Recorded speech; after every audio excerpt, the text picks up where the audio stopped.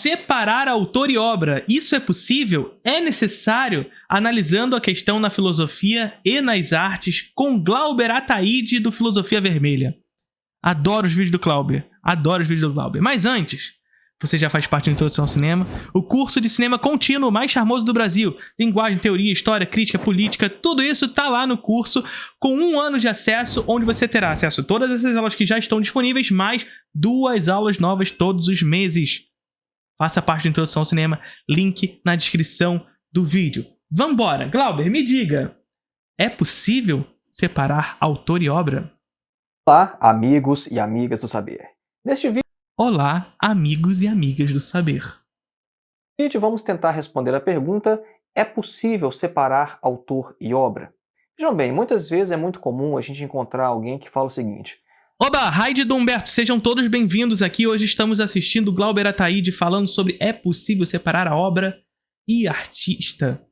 eu não gosto de determinado artista porque ele é esquerdista, ele é bolsonarista, ele é fascista, ele é satanista, e etc.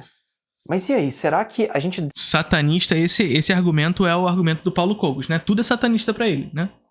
Ah, isso aqui é satanista! Tudo é satanista! deve levar em consideração características do autor para avaliar a sua obra? Será que alguma coisa nos impede de apreciar uma obra devido a alguma Ou flamenguista é de se considerar, tá? Esse eu acho que é o que eu mais considero. Se o autor é flamenguista, eu considero não assistir. É bem possível isso, tá? característica que o seu criador possua? É a drilis Nós comunista, vamos né? ver que a gente pode responder essa questão de diferentes maneiras se a gente estiver falando de filosofia ou se a gente estiver falando de arte de maneira geral. Então nós vamos falar nesses 2 sentidos. Primeiro eu quero falar sobre a questão filosófica. A gente pode separar autor e obra na filosofia para ler textos de filosofia? Afinal, isso aqui é um canal de filosofia, principalmente, né? E o outro lado da questão é nas obras de arte de maneira geral, na literatura, na música, no cinema. Então, vamos lá, acompanhe. Vamos lá.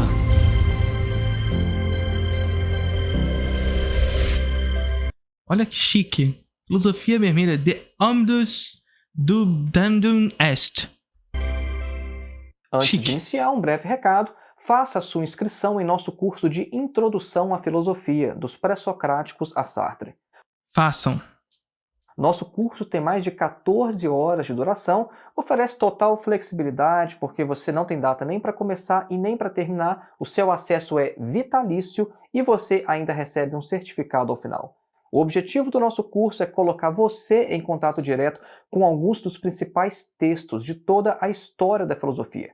Para mais informações, para ver a grade curricular e também se inscrever, basta clicar no link que está aqui na descrição deste vídeo. E o segundo e último recado é sobre o meu mais novo curso, A Filosofia de Karl Marx, uma introdução.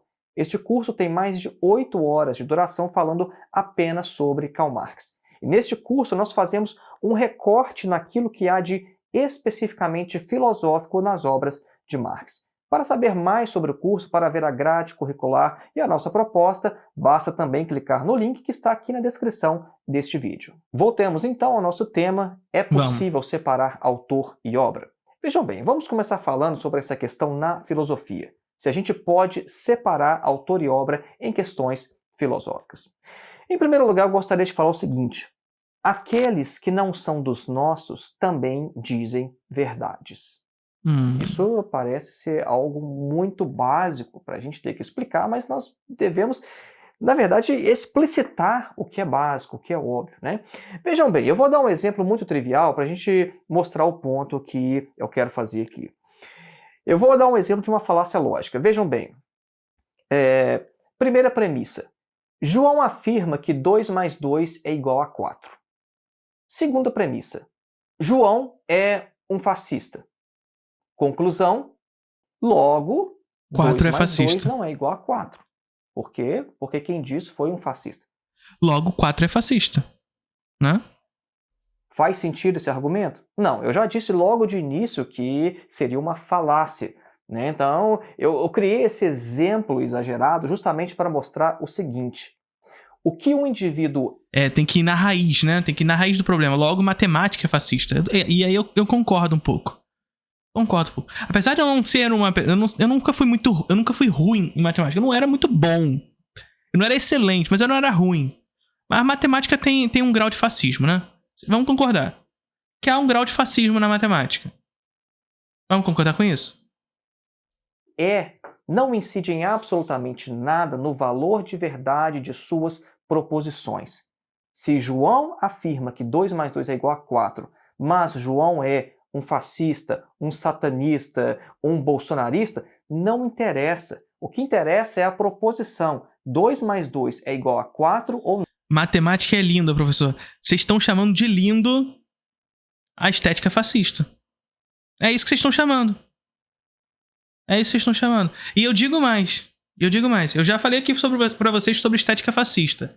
E a estética fascista buscava a ideia do belo através de um ideal romântico greco-romano. A fuga para um ideal do passado, belo. Mel, tua boca tem o mel, né? E aí o que vocês estão fazendo aqui?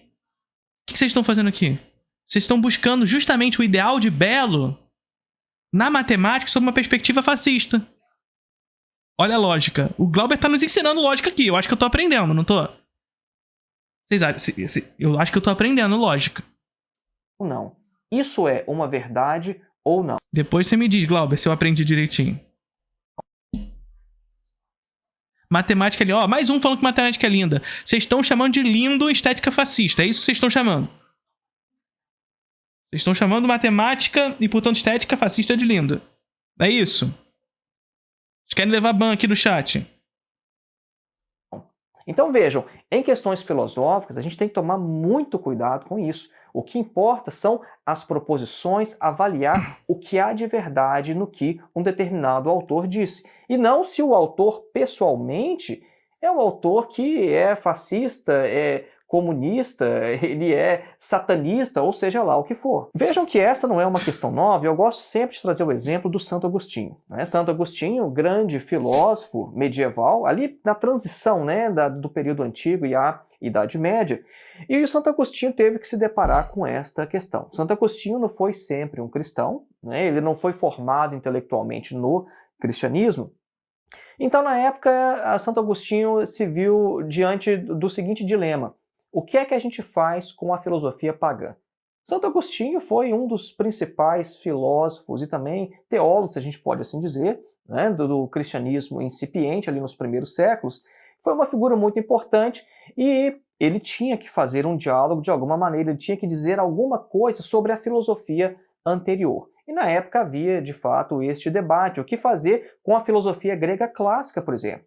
O que é que os cristãos deveriam fazer com a filosofia pagã? Essa é a questão. Né? E vejam bem, a gente tem aqui então um grupo que está pensando: olha, o que eu faço com o pensamento daqueles que não são dos nossos? Foi esse o ponto que eu coloquei inicialmente, né? Eu iniciei esse vídeo dizendo: olha, aqueles que não são dos nossos também. Assim, eu não sei, agora fugiu da cabeça se é São Tomás de Aquino ou se é Santo Agostinho, que discutem uma espécie de teleologia das representações, que vem um pouco de Platão e Aristóteles, tá? Mas que a gente se utiliza muito no cinema. Eu já trabalhei, inclusive, com a galera no meu antigo curso no Clube do Leão. Eu pretendo fazer uma aula sobre isso na Introdução ao Cinema também.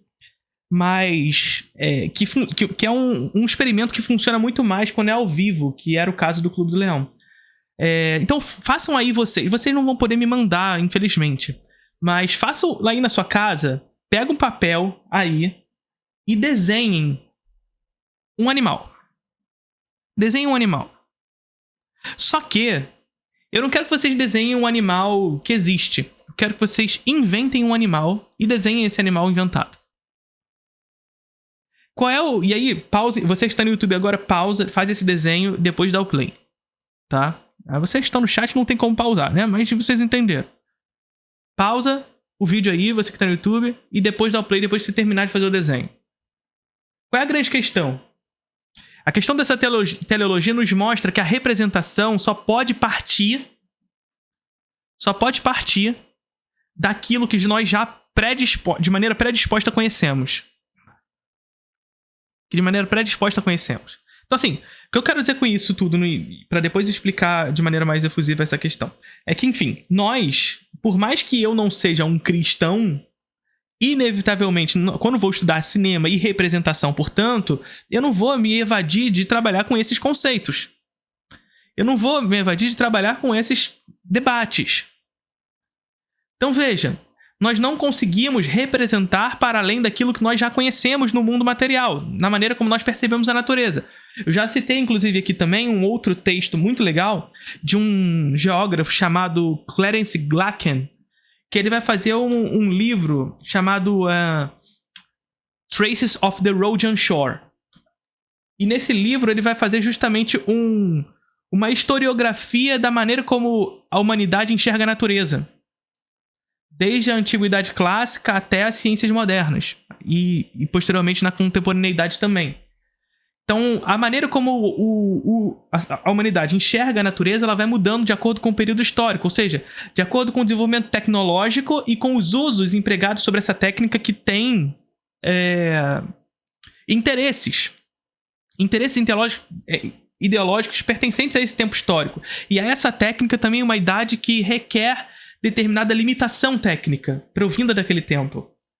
Então, ao longo da história, essa natureza passa a ser percebida de maneira distinta. E nesse livro, ele nos demonstra que a representação posta no mundo de animais mitológicos, por exemplo, elas vão mudando de contorno, de caráter, de interesses, mas sempre partindo dessa teleologia, de algo que já é conhecido.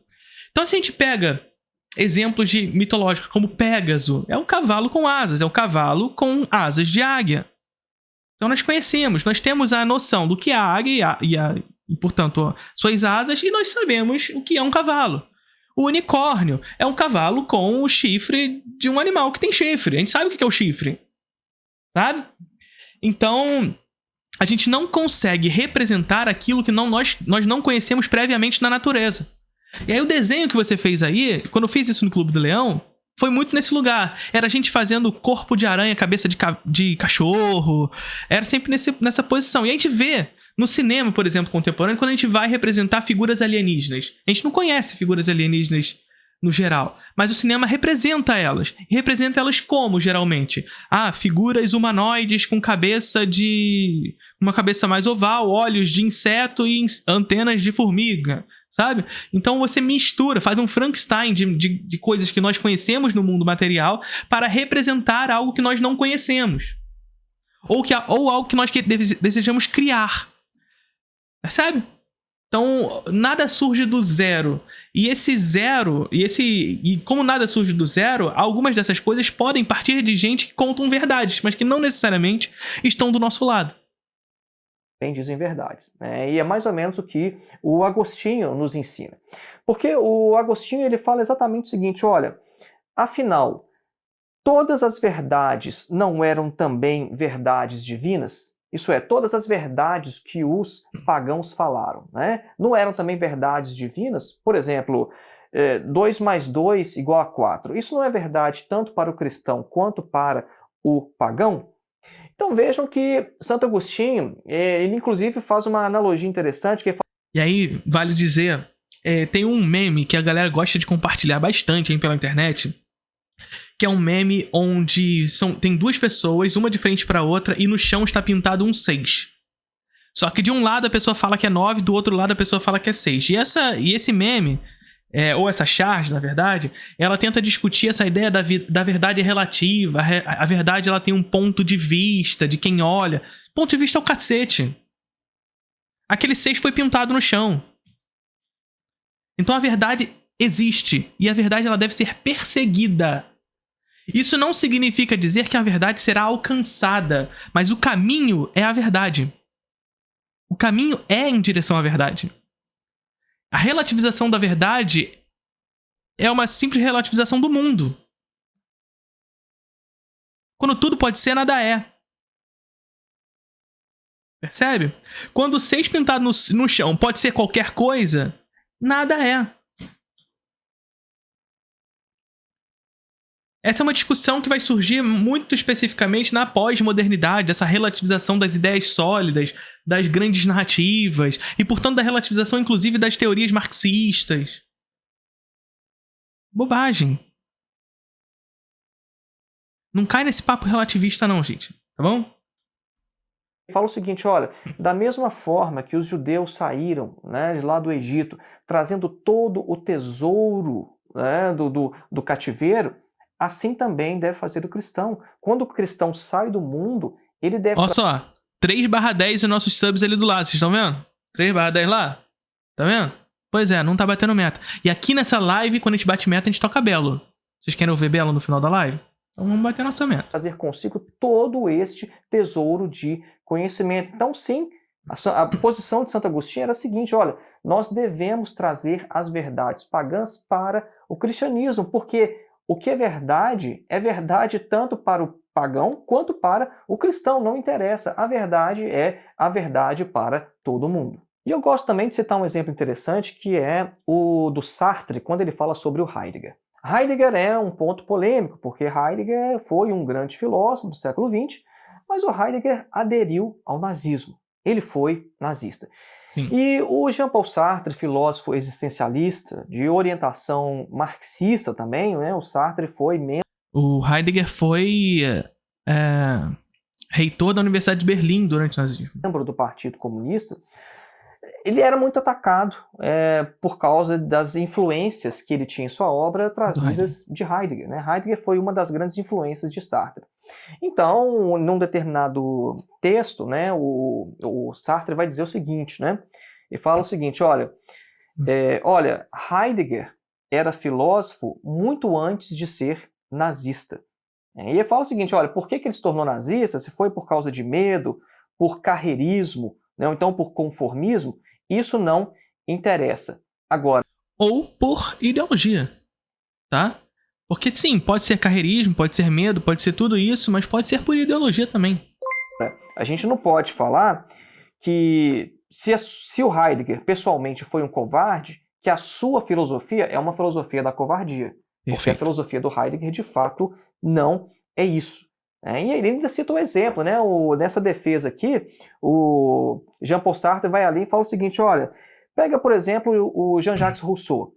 A gente vai simplesmente jogar fora o Contrato Social, né, grande obra do Rousseau, simplesmente porque o Rousseau abandonou seus filhos e não os criou? E, por exemplo, a influência que Marx tem de Hegel. A gente vai dizer que Marx, então, é prussiano porque Marx tem essa forte influência de Hegel. Então, vejam que a defesa que Sartre faz, né, também vai nesse sentido. Isso interessa o que é verdade na obra desses autores. Isso aqui é muito bonito, tá? Às vezes os indivíduos não estão à altura de suas próprias obras. E por que isso é importante? Porque uma obra lançada ao mundo ela pertence. E por mais que aquela obra tenha saído das mãos e das mentes de determinados sujeitos que, portanto, empregam sobre essa obra sua própria existência, ao momento em que essa obra é lançada ao mundo, os seus interesses, as suas especificações são de assimilação semântica daqueles que a passarão para frente, daqueles que irão entrar em contato com ela, de uma reprodução da interpretação da obra. Percebe? Então, uma obra lançada ao mundo ela pertence. Isso não significa dizer que a gente deve desconsiderar aquele que faz, aquele que produz, aquele que realizou.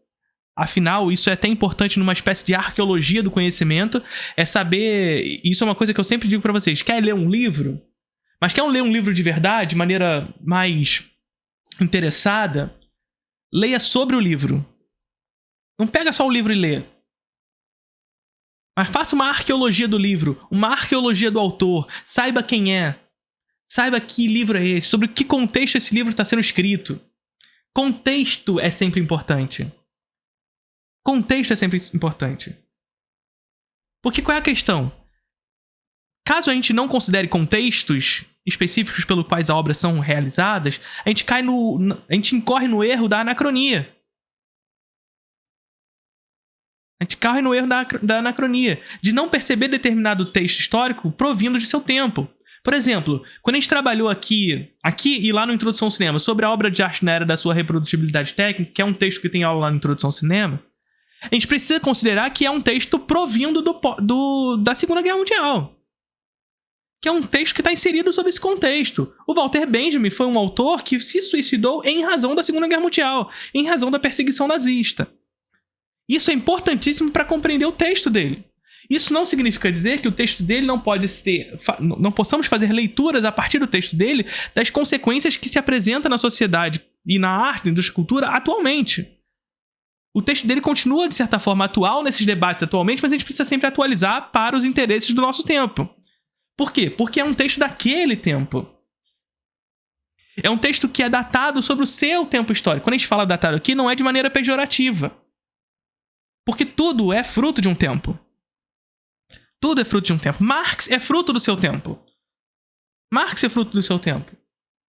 Por isso, quando você pega para ler Marx, você tá lendo lá e ele tá discutindo economia sobre saco de milho e saco de arroz, sabe?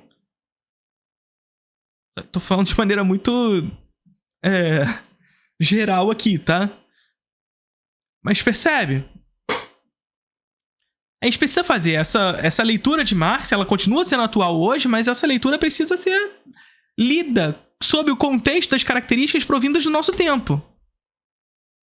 Então, às vezes, indivíduos não estão à altura de suas próprias obras. Esses indivíduos, eles são parte dessa obra. Não há como separar autor e obra. A separação é impossível. Entretanto, uma vez lançada ao mundo, a obra ao mundo pertence. Fazendo, portanto, com que as interpretações provindas da obra seja de responsabilidade semântica de quem a lê. De quem a lê. E mais do que sobre quem a lê, mas sobre todo o debate político e ideológico que surge a partir da leitura. Então, por exemplo, Nietzsche teve muitas de suas obras vendidas pela sua irmã para uso de ideal nazista. Sacou? Nietzsche não estava vivo para provar esse tipo de coisa, mas Nietzsche é nazista? Saca? Então, há questões que devem ser discutidas aqui. E a filosofia de Heidegger, ela deve ser lida sob a perspectiva de quem foi Heidegger politicamente e ideologicamente, sendo ele um covarde, ou seja, ele um convicto. Entretanto, a sua filosofia ela não morre simplesmente. Sua filosofia não morre simplesmente. Inclusive, por exemplo, quando a gente vai discutir técnica, um dos grandes textos, dos importantes textos que nós temos é um texto do Heidegger, chamado Da Técnica, que está num texto intitulado Ensaios e Conferências do Heidegger. A gente discute justamente esse valor da técnica, sobre como a técnica se desenvolve ao longo da história e sobre como a técnica vai se desenvolver a partir da contemporaneidade, na contemporaneidade do momento que o texto foi escrito. Se eu não me engano, década de 50. A gente vai jogar fora esse texto? Vai jogar fora? Percebe? Nesse texto, o Heidegger ele vai discutir justamente uma perspectiva de como, no capitalismo, ele não vai usar a palavra capitalismo, mas como no capitalismo industrial, a técnica transforma sujeitos, portanto, ser em ente, fazendo com que o ente se torne técnica de si mesmo. Técnica sobre técnica. É mais ou menos a perspectiva marxista de como nós vendemos a nossa força de trabalho como meio do próprio trabalho. E aí nós somos meios da nossa própria existência. Saca? Então a gente vai jogar fora essa parada? Vou tentar explicar melhor essa parada. O Heidegger ele vai discutir a perspectiva de, enfim, técnica é meio. Né? A gente já falou isso inúmeras vezes aqui. Técnica é meio. E, portanto, como técnica é meio, ela demanda de um uso e, portanto, de um trabalho para chegar em determinada finalidade. Entretanto, na contemporaneidade, e a gente pode dizer capitalismo industrial aqui, ele não usa essa palavra, mas a gente pode dizer dessa forma, um meio é usado, portanto, é empregado um trabalho num meio para gerar um novo meio. E a gente nunca chega no fim. A gente fica reproduzindo meios sobre meios, inclusive o próprio trabalho se transforma num meio. Fazendo com que o ser se transforme em ente. Deixe de ser. Loucura! Sabe? A gente vai jogar fora a perspectiva existencialista heideggeriana, nesse sentido. É o que o Sartre faz. O Sartre é um autor existencialista. Ele vai jogar fora um dos principais autores do século XX com relação a isso. Isso não significa dizer que a gente não deva discutir o agente político que foi Heidegger. Sacou? Isso não significa que a gente deve jogar fora o agente político que foi Heidegger, porque sua obra também está imbuída de sua ideologia. Inevitavelmente. Não dá pra simplesmente Heidegger tirar sua ideologia do corpo para entregar a obra. Só o fato, a verdade. Porque a verdade, o caminho em direção à verdade é imbuída de ideologia.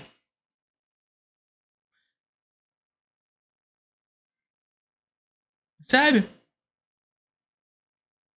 Mas uma obra lançada ao mundo ela pertence. E aqui está a grande questão. Isso interessa o que é verdade na obra desses autores. A questão é diferente, por exemplo, se a própria obra, ela é, por exemplo, uma obra nazista. Eu vou dar um exemplo aqui. Eu tenho aqui comigo, do meu lado, essa versão gigantesca. Vejam esse livro desse tamanho aqui, 2 volumes. Isso aqui é o Mein Kampf, do Hitler, tá? Vejam só o volume que isso aqui virou nessa edição alemã. Essa edição alemã tem mais de 3.500 comentários críticos a essa obra de Hitler. É uma obra muito bem trabalhada, uma obra que eles fizeram assim, um trabalho fantástico, né, de comentário, de explicação, por exemplo, de contexto. Né? Então, é uma obra que eu achei bem interessante, porque essa obra foi proibida na Alemanha por várias décadas. Né? E depois, quando a lei caducou, a lei que proibia a publicação do Mein Kampf, eles lançaram essa edição crítica, né, justamente para tentar, de alguma maneira, trazer luz sobre o que está escrito aqui, porque é uma obra que foi perigosa e que pode ser perigosa ainda. Então, a questão é, como é que a gente lida com esse tipo porque ainda tem essas questões. Se você proíbe a circulação comercial, mas a internet está aí, né? de coisa? A gente lê ou a gente não lê? Bom, a melhor forma de lidar com o nosso passado não é dando as costas para ele, é enfrentando diretamente o nosso passado. E sociedades anteriores foram, por exemplo, a sociedade brasileira foi escravista, né, foi e ainda é racista. E o que a gente faz com esse passado? A gente lida com esse passado de forma direta ou a gente simplesmente proíbe obras que expressam parte desse passado? Eu, pessoalmente, tenho a seguinte postura. Eu, geralmente, não procuro saber quem é o autor de uma obra até depois de ler essa obra, de compreender, e aí eu faço um juízo de valor. Eu não gosto dessa postura. E não estou julgando o Glauber por conta disso. Eu acho, inclusive eu fiz esse debate inicial com vocês, que eu acho interessante se realizar uma arqueologia do saber. Né? Então você fazer uma arqueologia do livro, uma arqueologia do autor e tudo mais, para poder contextualizar aquilo que está lido. Porque a contextualização ela não é só histórica, né? Não é só em que momento histórico determinada coisa foi escrita, mas que livro é esse, sobre o contexto que ele está sendo escrito, temporal, mas também individual, quem é esse autor. Mas sempre considerando, portanto, também que há nesse livro uma verdade para além do debate ideológico que está sendo traçado. A ideologia não pode ser desvencilhada. Mas isso não significa dizer que não dá como discutir aquilo que está sendo escrito de maneira crítica. Eu fiz isso, por exemplo, com uma obra...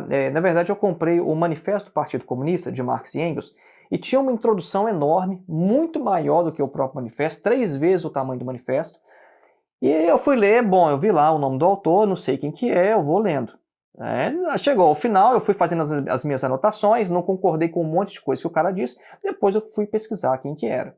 E vi que não era um cara exatamente um marxista, mas, enfim, né, tem editoras que fazem isso, né, chamam alguém não marxista para comentar uma obra de Marx, por exemplo, né? Eu simplesmente li, bom, eu achei muito instrutiva essa introdução, principalmente da perspectiva histórica. Não concordo com o autor num monte de coisas, mas depois, o que eu fiz? Eu acabei comprando esse livro dele aqui também. Depois que eu li essa introdução e não concordei com um monte de coisas, porque eu vi que de uma perspectiva histórica eu poderia aprender muito com ele, né? Esse aqui é o Gareth Stedman Jones. Ele escreveu uma biografia sobre o Marx. Tem um monte de coisas que ele fala e que eu não concordo, mas e daí? Né? Tem um monte de outras coisas que ele fala que são interessantes, que joga luz sobre outros pontos que para mim foram novidades, né? Então, Ô, Glauber, tem que tirar esse cordão aí pra fazer. Tá roçando aí nesse microfone, Glauber. geralmente eu tenho essa postura. Eu procuro não ter muitas informações sobre o autor, até mesmo para não ter uma leitura, como diz no inglês, biased, né? Uma leitura já viciada. Eu já entro na leitura com um certo preconceito, né, do que eu vou esperar. Não, eu gosto de entrar na obra o seguinte, olha, surprise me, né? Me surpreenda. Eu não quero saber quem você é, eu não quero saber quem é o autor, o que ele fez. Isso, para mim, pessoalmente, isso não é muito importante. E muitas vezes eu faço isso não só na filosofia, na literatura, mas eu faço... Se for um autor clássico, eu acho recomendável conhecer um pouco de sua vida antes. Mas aí eu acho que criar exceções assim, eu acho que não é muito interessante, porque eu acho que acaba caindo no anacronismo. Tipo, o autor clássico é interessante para reconhecer o tempo lá no passado, e aí a gente pega um Foucault, ou um próprio Heidegger, aí já não é mais interessante reconhecer o seu tempo histórico. Ou seja, se houver um distanciamento temporal mais intenso, vale saber quem é o autor. Se é mais curto, não. E assim, talvez autores que são mais recentes seja menos necessário, mas ainda assim eu acho interessante. Mas pegar autores como Sartre, Heidegger e tudo mais, esse distanciamento temporal já é intenso. Heidegger está escrevendo sobre o contexto da Segunda Guerra Mundial, posteriormente Guerra Fria, década de 50. O Sartre está escrevendo sobre o contexto da década de 60, maio de 68 e tudo mais. Então é importante entender esse contexto histórico e esse contexto também de quem é essa pessoa nesse contexto histórico. Eu acho, pelo menos. Nesse ponto eu estou discordando do Glauber. Faço também na questão da música, né? Às vezes alguém me pergunta assim... mas eu vi aí, você gravou um vídeo de tal banda, mas e o vocalista dessa banda? O vocalista dessa banda é um fascista. Eu não sei, porque eu não procuro pesquisar sobre, sabe, a biografia de vários artistas que eu escuto. Eu tenho uma coleção de CD razoável, assim, e eu não conheço a posição política do vocalista de cada banda que eu escuto. Às vezes eu fico sabendo de um ou outro caso. Eu tenho por princípio o seguinte, se a banda é abertamente fascista, se as letras... Mas o briefing, esse palavreado publicitário, porra, vamos falar em não publicitareis? Vamos combinar em falar em não publicitareis? Acho que é importante. Mas o briefing sobre o autor não pode ser feito depois da leitura. Eu acho que, assim, pode, aí é de cada método, mas eu acho que é importante essa arqueologia do livro, essa arqueologia do autor, inclusive para que você leia sobre esse contexto. Para que você leia sabendo. Aí você vai passando linha por linha desse texto, reconhecendo aquilo que está sendo escrito. Já tendo a noção do que você está lendo. Eu acho que você perde menos. Eu acho. Trazem esse tipo de conteúdo, né? Eu prefiro não escutar, eu acabo tendo problemas com isso. É uma posição pessoal minha. Agora... Mas e se o target do vídeo são os publicitários? Pois é, né? É o target, o brainstorm, o briefing, deadline. Porra, pelo amor de Deus, tem palavra em português pra tudo isso. Tem palavra em português pra tudo isso. Eu simplesmente ficar pesquisando e saber, olha, deixa eu ver porque eu só posso ouvir isso aqui se o cara concordar politicamente. Deadline, dia do desespero. Porra. O melhor de todos é brainstorm. Chuva de toró. Não, não é chuva de toró não, que vocês me falaram outro dia. É toró de pensamento. Toró de ideias. Brainstorm, toró de ideias. Porra. toró de ideias, dia do desespero. Pô, não tem como. Com isso. Isso eu não faço, né, na questão da música. Mas vejam, a gente já começou a falar de música, agora a gente vai para a segunda parte do vídeo, porque a primeira foi essa questão da filosofia, né? Eu mostrei basicamente o seguinte, olha, é uma falácia lógica, né? Falar que João diz que 2 mais 2 é igual a 4, João é fascista, logo é falso que 2 mais 2 seja igual a 4. É uma falácia. Então, muitas vezes, é importante a gente separar o autor da obra e discutir o valor de verdade daquilo que ele afirma. Mas agora vamos falar sobre a questão da arte. Na questão da a questão é assim, o exemplo que o Glauber deu é interessante porque é uma falácia, uma falácia lógica, né? 2 mais 2 igual a 4, mas João é fascista, logo 4 é fascista, né? Que a gente estava falando, falácia. Entretanto, assim, é de se considerar, portanto, também como o autor chegou ao 4. E esse caminho pelo qual o autor chegou ao 4 carrega ideologia, inevitavelmente. Então eu não acho que o caminho seja a separação do artista da obra, mas a compreensão de que uma obra lançada ao mundo ela pertence. Analisar os meios pelo qual se chegou ao resultado, mesmo que o resultado seja verdadeiro, pode nos caminhar a um caminho falso. O caminho pode ser falso, com uma resposta final verdadeira. Percebe? Eu acho que tem um debate mais profundo aí nesse lugar também. A arte, eu acho interessante o seguinte, eu gosto dessa perspectiva hegeliana de que a arte é uma exteriorização do indivíduo, ela é uma Entäußerung, né, como se diz no alemão. Agora, restaria investigar o seguinte... Porque é isso, por exemplo, e se o autor chegou ao 4 matando ou sugerindo que a morte de 4 inocentes complica? Pois é, se a gente pega, por exemplo, citando a perspectiva nazista, né? A medicina nazista chegou a muitas respostas científicas pra gente que revolucionaram a medicina posteriormente e que são usadas até hoje e tudo mais. Mas quais foram os meios ideológicos usados para chegar a essa resposta? Percebe? A verdade foi alcançada para chegar a algumas dessas questões. Mas e o caminho? Percebe? Então, é de se discutir também os meios. É de se discutir o processo. Se aqueles aspectos do artista dos quais nós não gostamos, eles também são exteriorizados e cristalizados, por assim dizer, naquele produto, naquela obra de arte. Porque a verdade é a seguinte... Quando se trata de arte, mais especificamente, é um pouco mais complexo. Tô falando nem do que o Glauber tá falando, mas da pergunta que foi feita aqui no chat. Sei que é um debate já feito, mas pode se dar... Se por exemplo, ver qualidade técnica em um filme como Olímpia, da Leni Riefenstahl. Então, os meios utilizados pela Leni Riefenstahl, técnicos, para chegar àquelas finalidades, são utilizados enquanto referências até hoje. Em filmes como Rei Leão, como Star Wars e tudo mais. Né?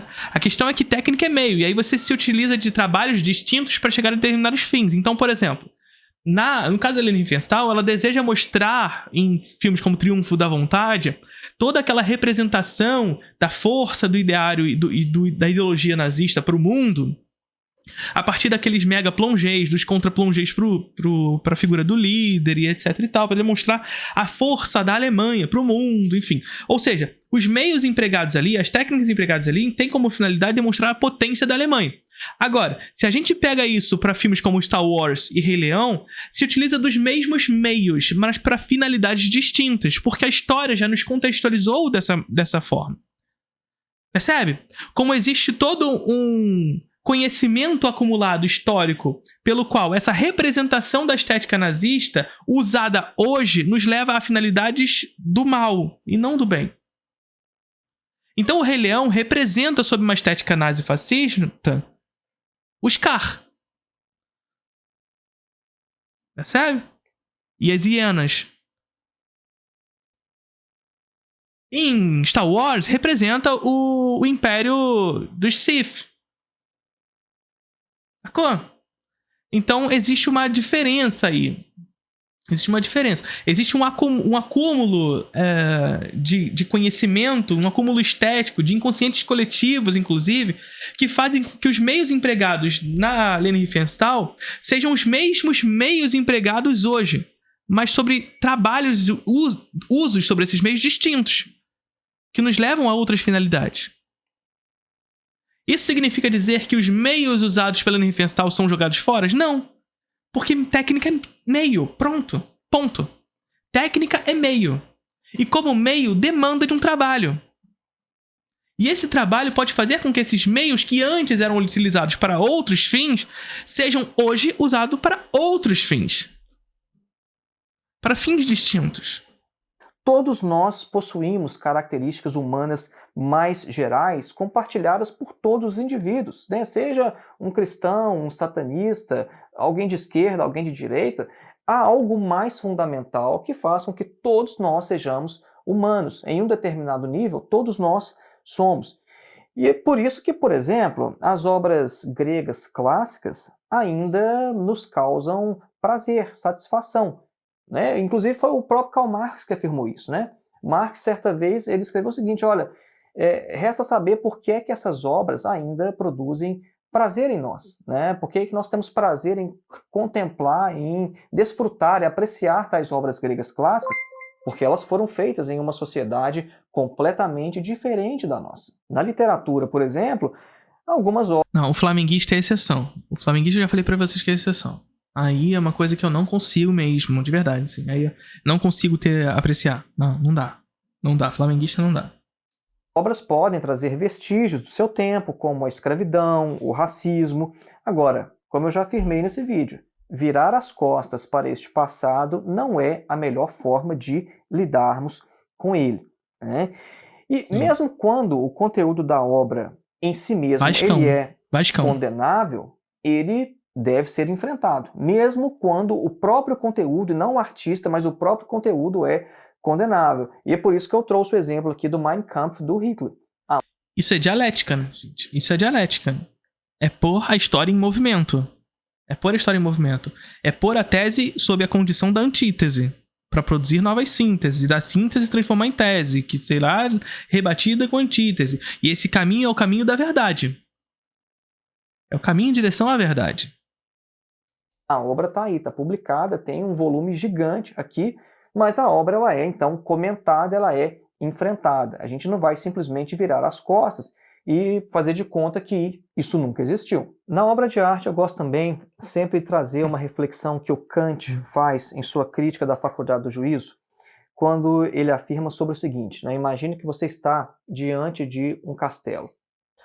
Agora, o que a gente pode dizer se alguém nos perguntar, esse castelo é belo?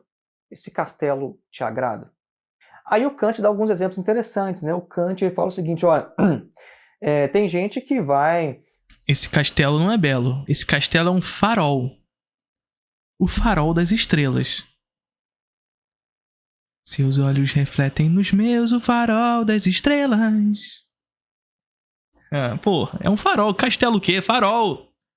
Dizer o seguinte, olha, eu não gosto desse castelo, não, porque esse castelo, sabe, ele é aquela coisa feita só para se mostrar, né, só para embasbacar os outros, né? Então eu não gosto desse tipo de coisa que é feita unicamente para se exibir, para mostrar poder.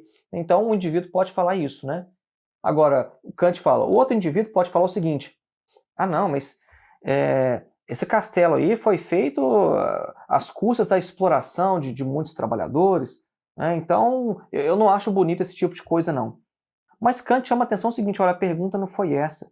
A pergunta não é o interesse que a gente pode ter ligado à existência do objeto, mas se o objeto em si, ele agrada ou não, se ele produz uma sensação de prazer, de satisfação, né? E na tradução do português de Portugal, né, o termo é complacência, né? E, na verdade, é a tradução de um termo em alemão que é Wohlgefallen, que é como se fosse um prazer mesmo na contemplação da própria coisa, né? Então, vejam, é uma questão interessante e eu gosto desse aspecto que o Kant traz, né?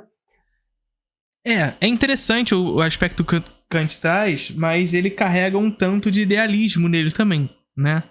E eu acho que o Glauber vai concordar com isso também, porque se a gente parte desse pressuposto, vamos dar como exemplo as pirâmides do Egito, né? Que, enfim, foi realizada sob um trabalho explorado e tudo mais, para fazer escravo, né? para fazer aquilo tudo, mas hoje a gente olha para as pirâmides e a gente olha com admiração para elas. Existe, portanto, um distanciamento temporal que faz com que a gente se distancie do trabalho empregado para a realização dele. Percebe?